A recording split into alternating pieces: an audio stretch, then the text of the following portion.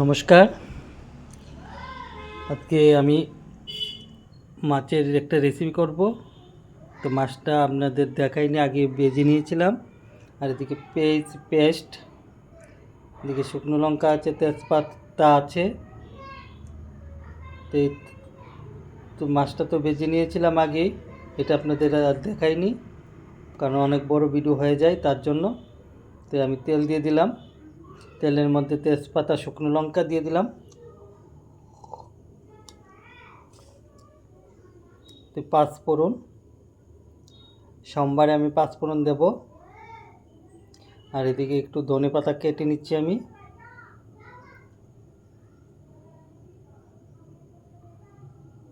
মোটামুটি তেলটা হয়ে গেছে গরম, এবার পাঁচফোড়নটা দিয়ে দেব, দিয়ে দিচ্ছি।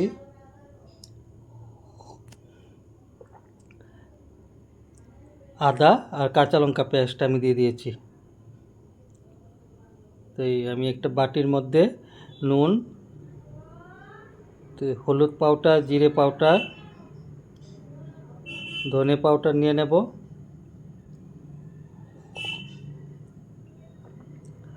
বাস এটা একসঙ্গে দিয়ে দিলে এবার পেস্টটা আমি দিয়ে দেবো। সবটা লাগবে না, একটু রেখে দিই।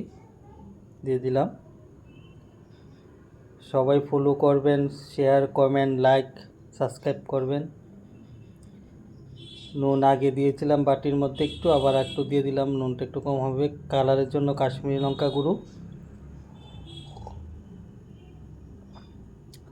কাঁচা লঙ্কা কয়েকটা দিয়ে দিলাম, গোটা গোটা।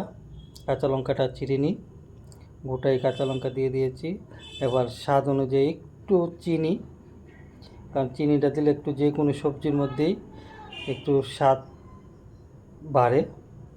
তো ওই জিরে, ধনে, হলুদের পাউডারটা আমি দিয়ে দিলাম।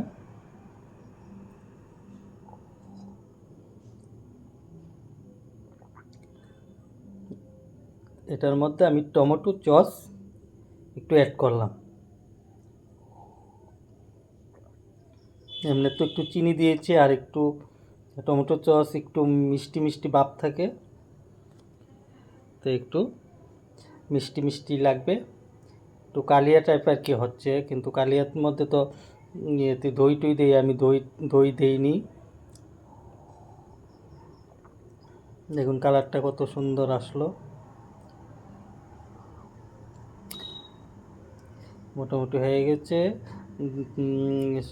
মশলা থেকে তো তেল বেরোলো, তো আমি মাছটা দিয়ে একটু জল দিয়ে দিয়েছিলাম, এটা দেখাইনি।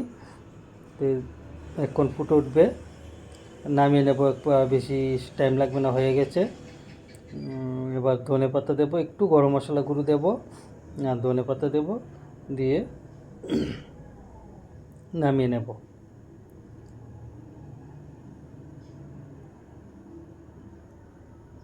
বাস ধনে পাতা দিয়ে দিলাম। বাস হয়ে গেছে আমার মাছের